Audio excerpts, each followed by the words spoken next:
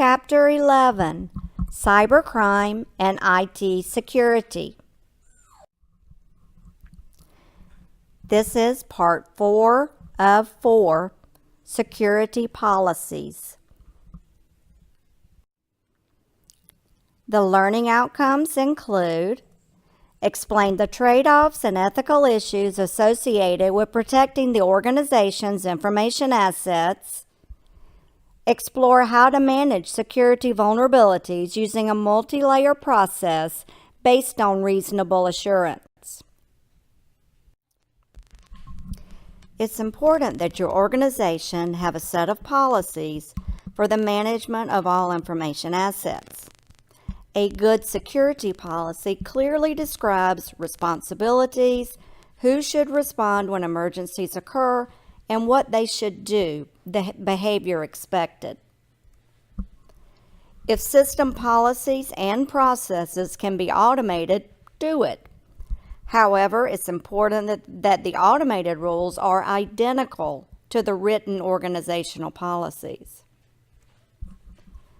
With the move toward more mobile devices and more employees bringing their own devices to work, companies have developed special security requirements for mobile devices.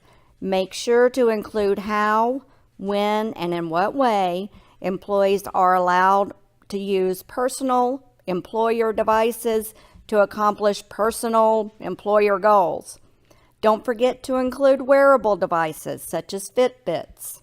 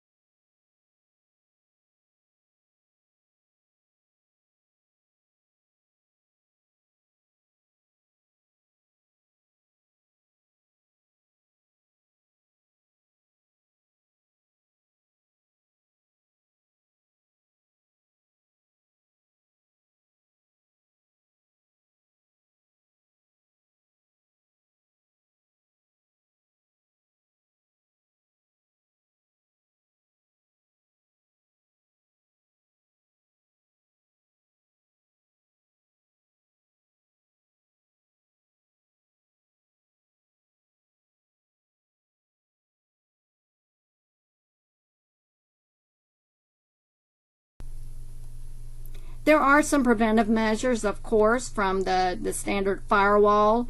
So you put a virtual wall between you and the internet, so it doesn't allow people to get in without appropriate levels of access. You also may have intrusion detection systems that look at what's going on the network on a constant basis and lets you know when something is unusual, or when someone tries to sign in 12 times, which probably, again, many of us have had to sign in more times than not, and your account may be locked. Things like that, to just unusual traffic that lets someone know something is going on here. Other preventive measures, we've already mentioned this: have an antivirus software installed and regularly update it. Even if they don't have the new virus, the new malware that comes out on record, they may have patterns that they recognize. Again, you try to protect as much as possible, realizing there is no 100% protection. Need to try to have safeguards that don't let hackers in, and this may be hardware, software, policies, all of the things we've talked about. If there are any critical internet security threats, So you've had, it looks like you've had people trying to get into your system, a large number of people recently, or if there's a new internet security threat, you need to try to address that as quickly as possible. And periodically, much like we've talked about in other chapters, continuously improve your IT security policy by doing audits. What's happened? Have there been unusual activity logs recently? And what does this mean? Of course, then you need to have a response plan because, as I mentioned, as we know, there will be a breach. There is no 100% protection plan.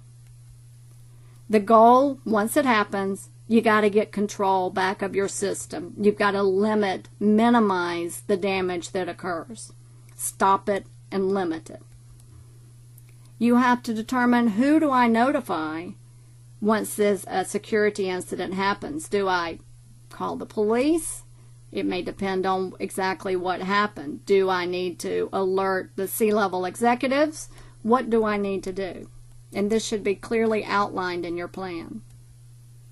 Everything needs to be documented, and as things occur, you should not erase, you should not try to, you need to have a virtual record of everything that happens in case there's a legal response.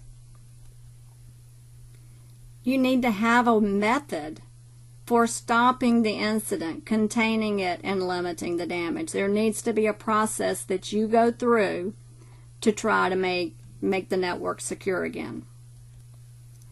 And you got to find a way to get rid of it, eradicate it, have a plan in place for how you go about it, and do it. Finally, there's a follow-up, and this is where you reflect. You make sure that it doesn't happen again. You prepare a report. You estimate how much monetary damage that this breach caused. You may have a crisis management plan or crisis response team that is dealing with the public and the PR part of the incident, along with you understanding what happened.